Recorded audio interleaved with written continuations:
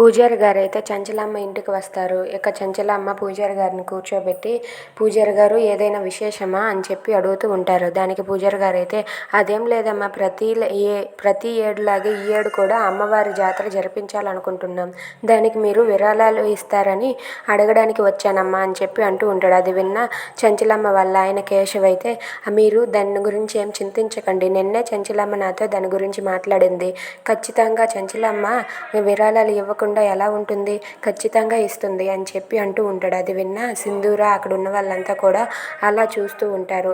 ఇక పూజారి గారికి ఆ విరాళాలను అయితే తీసుకుని వచ్చి చంచలమ్మ ఇస్తుంది. ఇక అందరూ కూడా అలా చూస్తూ సంతోషిస్తూ ఉంటారు. ఇక అక్కడ సింధూరాన్ని చూసి పూజారి గారు ఇలా అంటూ ఉంటారు, అమ్మ మీరు అందరు మంచి కోరేవారు, అలాంటి మీకు ఆ దేవుడు చిన్న చూపు చూశాడమ్మా.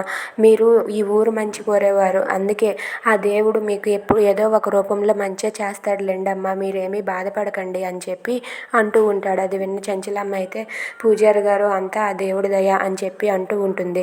ఇక సింధూర అలాగే చంచలమ్మ అయితే పూజారి గారి మాటలు విని మౌనంగా ఉంటారు. Thanks for watching friends. Please subscribe our channel.